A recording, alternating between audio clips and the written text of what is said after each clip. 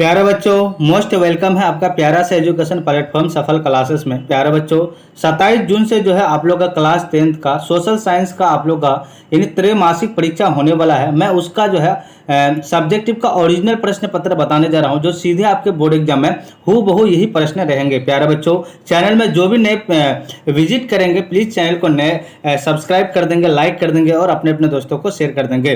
प्यारे बच्चों, आप लोग जाकर के जो है टोटल जो है यानी 80 ऑब्जेक्टिव का जो है प्यारे बच्चों आप लोगों को वीडियो बना करके अपलोड कर दी है पूरे डीएल प्रश्न के साथ, है ना। अभी जो है प्यारे बच्चों आप लोगों को सब्जेक्टिव क्वेश्चन बताने जा रहे हैं जो सीधे आपके बोर्ड एग्जाम में हूबहू यही देखने को मिलेंगे। और आप लोग का जो है समय 2 घंटा 45 मिनट का रहेगा।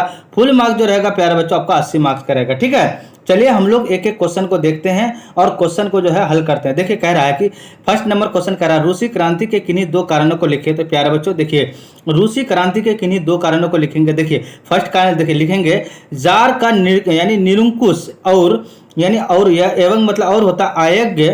क्या है? अयोग्य शासन। जार का शासन यानी अफसरशाही था जो जनताओं के समस्या को समाधान नहीं कर पा रहा था। ठीक है। दूसरा कारण लिखना है प्यारे बच्चों, मजदूरी की स्थिति यानी दयनीय। जार के शासन में मजदूरों को कोई राजनीतिक अधिकार प्राप्त नहीं था, जिससे मजदूर जार के शासन के प्रति संतोष नहीं थे। ठीक है, इतना लिख दीजिएगा।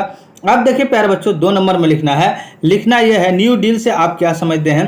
तो लिखना है कि न्यू डील अमेरिका राष्ट्रपति फ्रैंकलिन डी यानी रूजवेल्ट की एक कार्य योजना थी। इसे 1933 से 1938 के बीच लागू किया गया था। इसका मकसद महामंदी से उबरने के लिए तत्काल आर्थिक राहत देना और अर्थव्यवस्था को स्थिर करना था। न्यू डील के तहत कई सामाजिक यानी उदारवादी नीतियों लागू की गई। इन नीतियों के जरिए अमेरिका नागरिकों की पीड़ा को कम करने की कोशिश की गई। ठीक है, इतना लिख दीजिएगा प्यारे बच्चों। अब देखिए प्यारे बच्चों, ये क्या कह रहा है।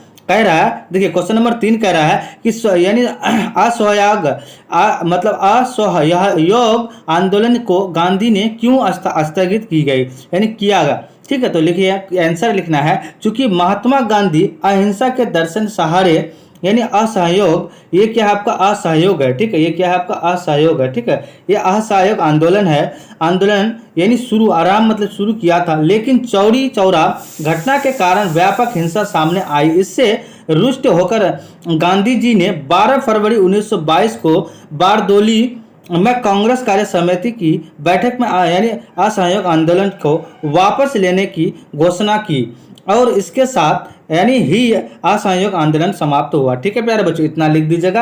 अब देखिए कह रहा है 4 नंबर कह रहा है कि यानी औद्योगिकरण मतलब क्या होता है कि फैक्ट्री ने मजदूरी की आजीविका को किस प्रकार प्रभावित किया।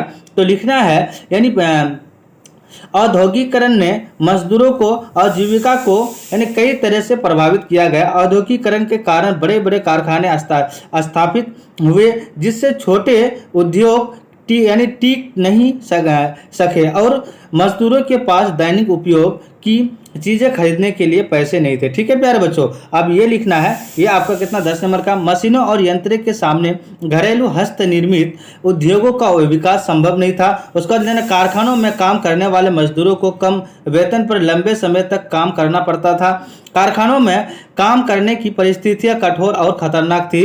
कारखानों में काम करने वाले मजदूरों के रहने की स्थिति भी यानी बेहतर थी। ठीक है, इतना लिख दीजिएगा। अब प्यारे बच्चों कह रहा है भारतीय द्वारा वर्नाक्यूलर प्रेस एक्ट का विरोध क्यों किया गया। तो आंसर देना है प्यारे बच्चों, इसका उद्देश्य भारत में भारतीय और अंग्रेजी भाषा के समाचार पत्रों की स्वतंत्रता मतलब आज़ादी को प्रतिबंधित करना था। इस अधिनियम के जिला मजिस्ट्रेट की कार्रवाई का निर्णय बना दिया, जिसके विरोध अदालत में अपील नहीं की जा सकती थी। लॉर्ड रिपन ने 1882 ईस्वी में अधिनियम को निरस्त कर दिया। ठीक है, इतना लिख दीजिएगा।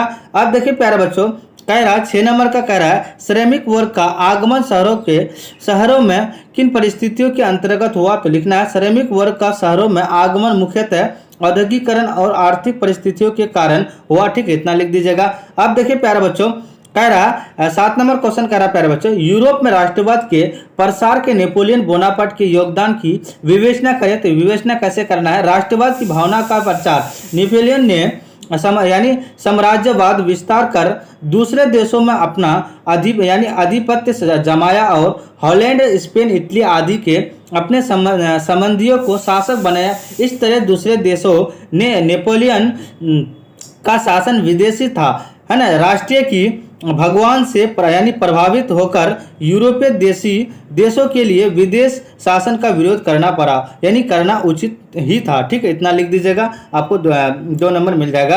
अब देखिए प्यारे बच्चों, कह रहा भारतीय राष्ट्रीय आंदोलन में गांधी जी का भूमिका की विवेचना करें। लिखना है आंसर देखिए, महात्मा गांधी ने भारतीय राष्ट्रीय आंदोलन में अहम भूमिका निभाई थी।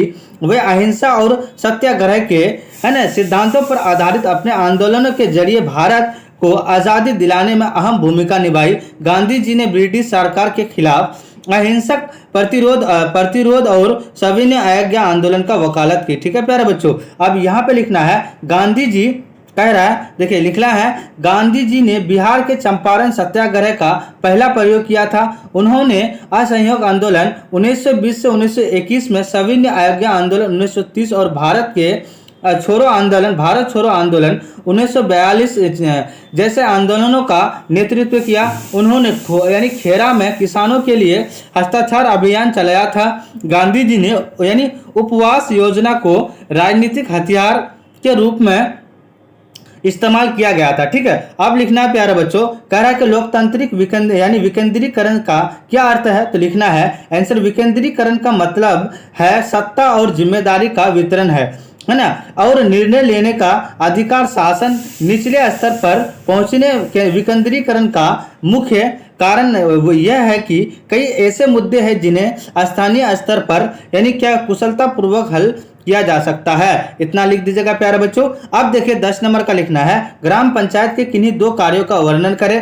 तो कारण लिखना है आंसर देखिए, ग्राम का स्वच्छता, प्रकाश, सड़कों, औषधालयों, कुआं, है ना, सफाई और मरम्मत, सार्वजनिक भूमि, पैठ बाजार तथा मालों और चारगाहों की व्यवस्था करती है। जन्म मृत्यु का लेखा रखती है और खेती, उद्योग धंधों और व्यवसायों की जन्नती बीमारियों की रोकथाम, शमशानों और कब्रिस्तानों की देखभाल करती है। ठीक है, इतना लिख दीजिएगा। अब देखिए 12 नंबर का लिखना है प्यारे बच्चों, सूचना का अधिकार कानून लोकतंत्र का रखवाला है। कैसे? सूचना का अधिकार कानून लोकतंत्र का रखवाला है क्योंकि ये नागरिकों को सरकार कार्य की जानकारी प्राप्त करने का अधिकार देता है। ये पारदर्शिता को बढ़ावा देता है और सरकारी अधिकारियों को जवाबदेह बनता है। ठीक है, जब लोग जानेंगे कि उनके टैक्स का पैसा कैसे खर्च कर रहा है तो वह बेहतर तरीके से क्या करेंगे प्यारे बच्चों, अधिकार की रक्षा कर सकेंगे। ठीक है, अब लिखना है, कह रहा है कि नगर निगम के कार्यों का वर्णन करें। तो नगर निगम के प्रमुख कार्य यह है, नागरिक सेवा और सुविधाओं का संचालन और रख रखाव। उसके बाद लिखना है प्यारे बच्चों, सार्वजनिक स्वास्थ्य सेवाओं का संचालन, दुकान और व्यापारी प्रतिष्ठानों के लिए लाइसेंस जारी करना।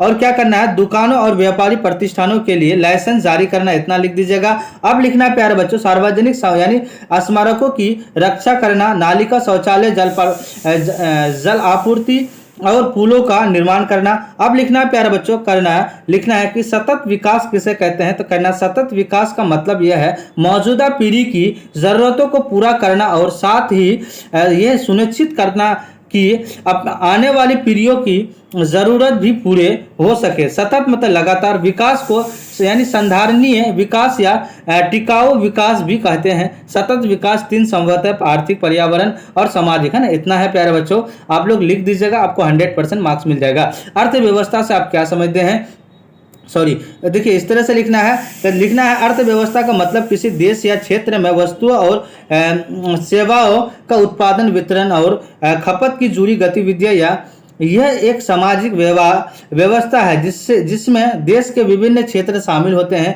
अर्थव्यवस्था में संसाधनों की आवाज ही, है ना, उसके बाद और रूपांतरण को शुरू से लेकर आखिरी उपयोग तक आसान बनाया जा सकता है ना। अर्थव्यवस्था जारी जुड़ी कुछ बातें, ठीक, इतना लिख दीजिएगा प्यारे बच्चों। मुझे उम्मीद है कि आप लोग सारा प्रश्न आप लोग समझ गए हैं, है ना, और आप लोग अच्छे से एग्जाम देके आएंगे। और प्यारे बच्चों, आप लोग जो भी चैनल में नए विजिट करेंगे, चैनल को सब्सक्राइब करके ऑल में प्रेस कर दीजिएगा। फिर हम लोग नेक्स्ट क्लास और नेक्स्ट वीडियो के साथ मिलते हैं। जय हिंद, जय भारत।